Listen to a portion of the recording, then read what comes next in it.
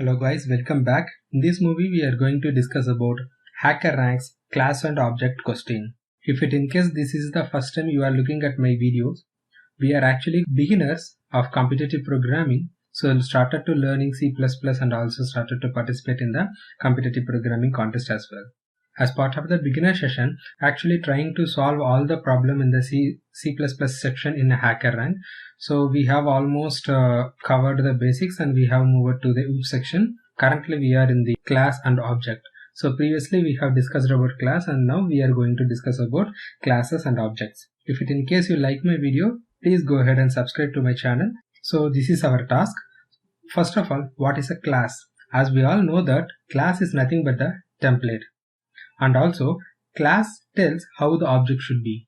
Then what does that object means? Object is nothing but a container which actually holds the member of the classes. Through the object we can able to access the members of the specific class. Example, member variable and member function.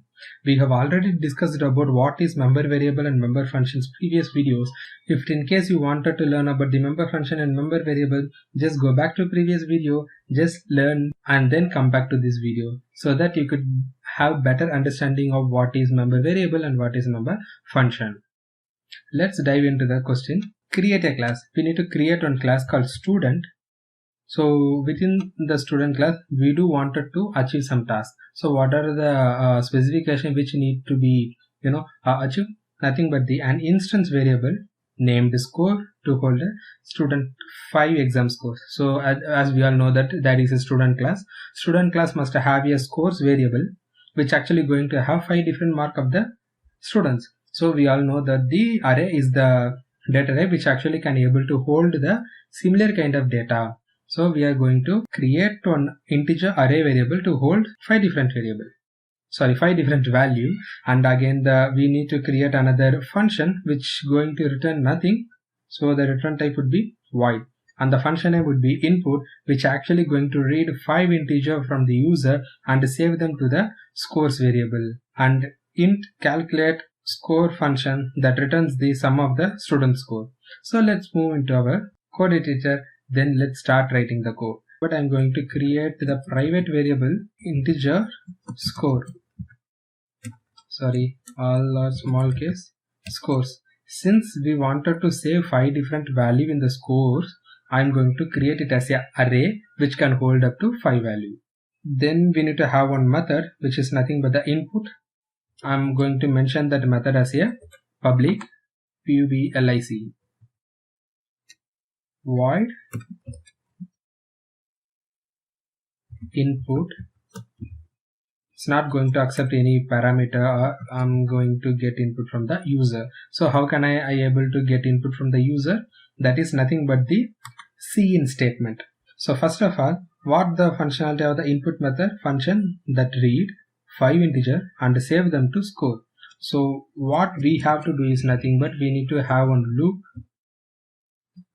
I lesser than 5, then I++. So what does that loop means? Loop actually going to get data from user and save that input value into the scores variable. So scores of I.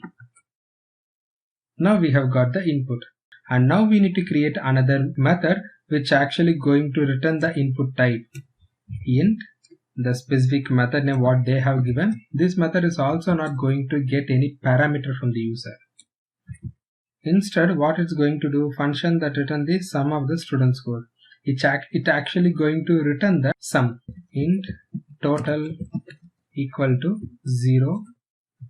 I'm going to use the total variable here, and I'm going to use the same for loop here as well, but in a different case. I copy pasted that. Then total plus equal to scores of I. At last we need to return the total value.